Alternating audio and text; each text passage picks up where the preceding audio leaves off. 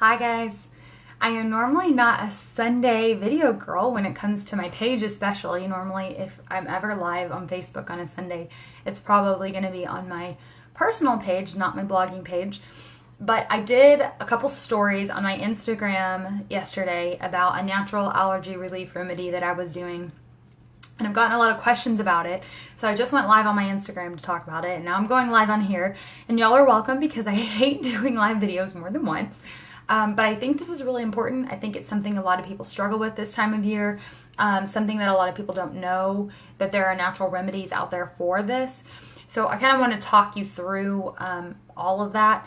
And this may be a little bit of a longer video. So if you need to watch part and come back or whatever, then totally understandable. But I would encourage you maybe to take some notes. If you have questions at the end about specific products and where I got them, I'll try to cite that throughout the video, but also just ask in the comments and I can definitely provide links as well. So let's start from the beginning. Allergies. Why do we get them? Why is there always an allergy season? Why does this happen? I will tell you that allergy season is really similar to flu season in that it's actually it's related obviously to when the trees are blooming. And when the pollen is out and all of that. But really, it comes back down to our gut health and inflammation. Allergies are typically a reaction from our body to what they see as an outside intruder. So whatever you're allergic to, whether it's cat hair or pollen or even like a food sensitivity, that is your body seeing something that it doesn't know how to handle and saying, this is an intruder and we've got to attack it. So that's when you start to see symptoms. So specifically when it comes to allergies, you have poor gut health or inflammation in your body, a weakened immune system, and pollen enters the body or whatever it is you're allergic to, and all of a sudden we have congestion and headaches and runny nose and all this stuff, and it's not fun. So the key to preventing allergies in the long run, if you want to know how next allergy season you don't have to deal with this, is to address your gut health and chronic inflammation from the beginning. If you start working on it now to improve it, then when next allergy season rolls around, you will be so surprised that you may or may not have to deal with that anymore. I share this as somebody who personally has had a lifelong battle with allergies. And about 4.5, 5 years ago, I started learning about and implementing things to improve my gut health. And when I did, I found that my allergies started to disappear. I was a 2 sinus infection a year minimum girl who would get a Z-Pack 2 times a year minimum. And so every 6 months or so, I was putting my body through a round of antibiotics to address an issue that I could have been working on from the beginning if I had known. So anyway, that's how you can avoid them, is first by addressing your gut health. I'm going to share a little caveat, which is that I am struggling with candida right now. If you don't know what candida is, it is a yeast that our bodies are naturally born with, and it is there to decompose our bodies when we die. Sounds weird, I know, but it makes sense. We need that there. The problem is that candida feeds on sugar and things that turn into sugar like alcohol and wheat and all that fun stuff that we eat a lot of in the standard American diet. So what happens is when our diet reflects all those things that candida loves, it gets overgrown and our gut imbalance is crazy off, and that yeast starts to give us negative symptoms, negative reactions. So right now, I was formally diagnosed with a candida overgrowth from kind of a combination of things. But anyway, a candida overgrowth back in February, I think. And so I've been working on fighting that off. And I've been taking candida supplement, which I'll talk about in a little bit. But I think that's why I have allergy issues right now. After going almost 5 years without them, I have not had a sinus infection since I started improving my gut health. But I think right now my immune system and my gut health is a little bit compromised because of that specifically. So that's a side note. So normally when you have allergies, you treat it probably with conventional medicine. And this is not me bashing conventional medicine. If I'm on my deathbed and somebody offers me something that's going to save my life, I'm totally going to take it. But you will not find me popping over-the-counter pills for a headache or for allergies or really for very few things. Like, I have to be very, very miserable to take conventional medicine because I believe that typically if you let the body run its course, it knows how to handle this kind of stuff. But with that said, I have tons of natural remedies that I've been using. And the thing is, with conventional medicine, all that it's typically doing is addressing the symptoms. All it's doing is saying, let me block the pain from your headache until it goes away. It's not going to the source of whatever's causing the problem. So if you have allergies and you're taking a Benadryl, an antihistamine, what that is doing is blocking the chemical that's released to cause an allergic reaction or a response. All it's doing is blocking that. It's not actually making the allergy or the allergen go away. It's just stopping the reaction. It makes sense why we all use these things because we want to feel better. But if we really want to help our bodies heal, then that's not working for us. In fact, it's probably working against us in the long run.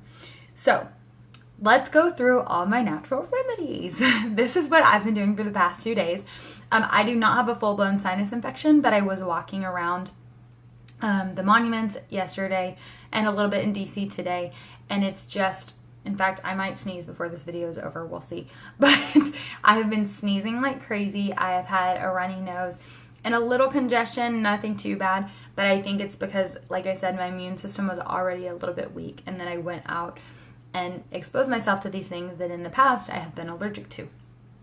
So, first thing, let's just share the grossest thing and get it out of the way first, is I make this concoction that I take typically twice a day when I'm feeling gross. You can use this for other things too if you're not feeling well. It is basically, I make a shot of apple cider vinegar. You want to get this raw kind.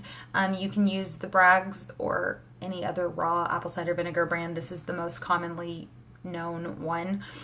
You want to be sure it has the mother, is what it's called. It usually will be this stuff at the bottom, and you want to shake it up before you use it.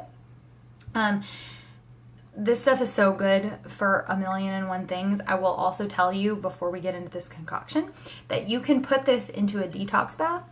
If you're not into soaking your whole body in apple cider vinegar, because I'm not really, you can just soak your feet. So fill the tub or a sink or a bucket, whatever you have, with some pretty warm water, and then dump in a cup or two of apple cider vinegar. And you can do some baking soda as well, and maybe some lavender oil to cover up the smell. And soak in that for like 20 minutes, and then take your feet out. And actually, you want to let this stay on them. So maybe put some socks on and walk around, or sit down for 20 minutes, 30 minutes, 40 minutes, and then you can rinse it off if you want to. That's a side note, but I swear by it, and I have told a few friends to do it, and they now swear by it too. So take that for what it's worth. So in my concoction, I will do 1 to 2 tablespoons of this. Then I use olive leaf extract.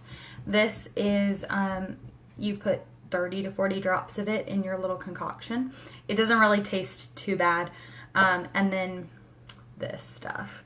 This is the bane of my existence, but it works really well, so I have to tell you about it. This is oil of oregano. It is basically, I mean, you know oregano. It goes on pizza. It goes in Italian food, but it's super strong. And this is the oil of it, so it's even stronger. And you only put 1 to 4 drops of this. If I feel really bad, I'll go ahead and do the full 4 drops. So I will mix these 3 things, and then I typically throw in a splash of orange juice or lemon juice or pure cranberry juice, not the kind with sugar, just the pure juice, to try to cover up the taste a little bit. And then I'll shoot it, and I do that usually morning and night. If I don't feel great, you can probably do it 3 times a day, honestly, if you feel really, really awful. But I think that, as much as I hate to say it because it's gross, that combo is the most powerful thing of the things that you can easily go grab from a natural food store. Coconut oil is another thing that I use this in my regular life all the time, but I keep this in my kitchen, and then I keep a jar in my bathroom. As far as in your kitchen, this is just really good as a natural antibacterial, so you can use this to cook with. In your bathroom, it's a great carrier oil. So if you need to mix essential oils, if you have those oils that are stronger that you have to dilute down before you can use them, I use coconut oil a lot of times. I also like when my nose gets really dry, I'll just put it on a Q-tip and kind of rub it up in my nose. If my lips get chapped, anything like that, it's really good. So that's why I keep a jar in the bathroom. Okay, let's go through oils. I'm not an essential oil guru. Everything I know, I've either learned from somebody else or I read it somewhere. One day I'd love to get heavily into it, but today's not the day. So I know what I know, and that's what I'll share with you. But if you want to know more about this, I would suggest that you reach out to whoever your local essential oil person is. I'm sure you know somebody who knows somebody. So last night I diffused peppermint and lavender oils in my diffuser. I put it by my bed and I let it diffuse all night long. The peppermint is really, really good for opening up your sinuses and helping you breathe better. If you have eucalyptus, that would probably be even better to mix in with these. I just don't have any eucalyptus. I did have a shower balm that has eucalyptus in it, so I put that in my shower this morning and it for sure helped. Something that I'm just now realizing I don't have, I'll talk about it in a minute, has eucalyptus in it. The other things I used, I had a headache last night, so I used some frankincense oil and I just rubbed it on my temples. Helps with headaches, helps to calm your body, helps with stress and relaxation. So that's literally, I should probably be using it every day. And then on my feet, I mixed a little bit of this On Guard oil with coconut oil, rubbed it on my feet. Like I said, detoxing using a foot bath is great because if you need to get something in or out of your body, your feet are a really powerful way to do that. It's just a good way to get things into your body. So I put this On Guard with the coconut oil on my feet and put some socks on. This is a doTERRA blend. I think this is probably very similar to the Thieves blend from Young Living, if that's where you get your oils from. And I'm sure that other brands have similar things, but that's just the one that I have. I'm not really loyal to any essential oil company. I have multiple different brands of oils. The next thing is Colloidal Silver. I swear by this stuff. Maybe more than my apple cider vinegar concoction now that I think about it. I have a dropper form like this. In fact, when I had an eye infection earlier last year, I would drop this in my eye. The eye doctor gave me steroid drops, which I refused to use, and an antibiotic, which I did not fill the prescription for. Instead, I used this and I bumped up my probiotic and that fixed it. So when he asked me about it last week, I didn't tell him that's what I did because I didn't think he was going to get it, but I'm just saying it works. You can also take this orally. So I make sure not to touch it on my eye because I will use the same dropper if I want to put it in my mouth. I love this stuff so much that I ordered a 32-ounce bottle from Thrive and I use it to refill my little bottles. Because the other bottle I have is this one. It is a nasal spray, and specifically right now because what I'm dealing with involves my congestion in my face and nostrils and nasal cavities, I'm using this one to spray it up in my nose. You can use this stuff multiple times a day. It is great for immune support. I just swear by it. So shout out to my friend Kim for telling me about it because I'd never heard of it before. And when I went to Whole Foods, I had to ask for help to find it. But it's in the Whole Foods that I go to. It's like same aisle and across the aisle from the essential oils. And there's a whole section of it. But I think it's cheaper if you get it from Thrive Market. Okay, I'm going to talk about two more things. One is supplementation, and then one is foods to eat and avoid if you're feeling allergy issues. So right now I'm taking Candida supplement to fight the Candida. This is pretty specific to me because I know specifically that I have Candida and I'm working on getting that out of my body, at least the overgrowth. So I think that's actually partially why my immune system is a little compromised right now. It's a good thing in the long run, but right now my body's just trying to fight. Candida is super freaking resilient, unfortunately for me, and so it's kind of hard to fight the overgrowth. I also, on a daily basis, take these 3, which is BioCleanse, ProBio 5, and Ease. They are by Plexus, which is the company that I partner with for my supplements. BioCleanse is naturally, it is magnesium and vitamin C. The vitamin C helps your body to absorb the magnesium, so this is not the same as if you just go get any magnesium off the shelf of Walgreens or CVS. Not all supplements are created equal, and you will get what you pay for. But I take this on a daily basis, but right now I'm doubling up my dosage because I want my body to detox as quickly as possible. And I've been on it for a long time, so I know how my body reacts to it, so I know that my body is capable of handling a double dose right now. I won't do that forever. It's just kind of temporary. ProBio 5 is our probiotic. It is so great because it has a digestive enzyme. It supports a healthy gut. It supports a healthy balance of intestinal yeast. And so I'm doubling up on this right now too, because I know for me, my gut is compromised at the moment. So that's just really important for me. And then the last supplement that I'm doubling up on is this, it's called Ease. It is an all-natural pain relief and inflammation reducer supplement. It's incredible. It has green-lipped muscle powder, bromelain, serapeptase, and turmeric extract. If you don't know what those are separately, I would encourage you to Google them, but basically any of them on their own would be great in this situation, great for reducing inflammation, but together they're a complete powerhouse. So I'm taking this 3 times a day right now because I know that I'm fighting off some inflammation, and this is just really, really incredible. Last thing I want to chat about is food. So if you are struggling with any kind of inflammation, you're feeling yucky, you have allergies, I would encourage you to bump up foods that are going to support your gut and that are going to fight off anything like that. So that would be like garlic, greens, onions, coconut oil, lemons, anything that is going to help your body naturally thrive, reduce inflammation, and fight off bacteria. All those things are going to be great. More importantly, I think the things you really need to avoid are sugar, dairy, and gluten. And I'm sorry to tell you that. But gluten, whether you have not candida, oh my gosh, whether you have celiac, I knew it started with the C, whether you have celiac or not, whether you're intolerant to gluten or not, gluten is an inflammatory food. So if you're struggling with not feeling good, you want to reduce the foods you're eating that cause inflammation. So I would stay away from gluten. I would stay away from sugar because, again, sugar promotes inflammation within the body, and we want to reduce that. And then the last thing is I would avoid dairy.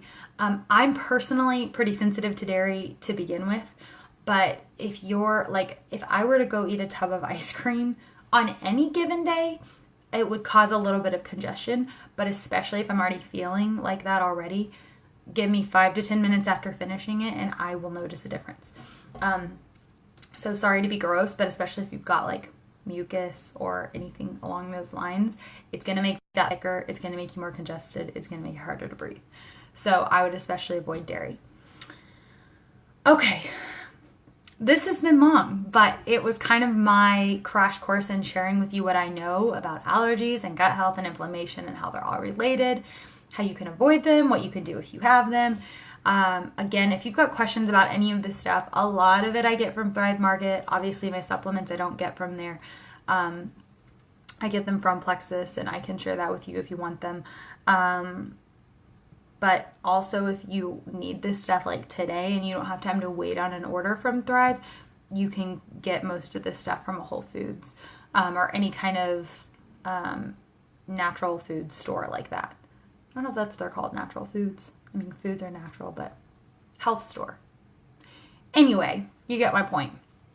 But yes, let me know if you have questions about any of this stuff or anything else or anything I said that was confusing, and I will definitely answer it in the comments. So thank you guys for watching. I hope you have a great Sunday, and I hope that this is helpful.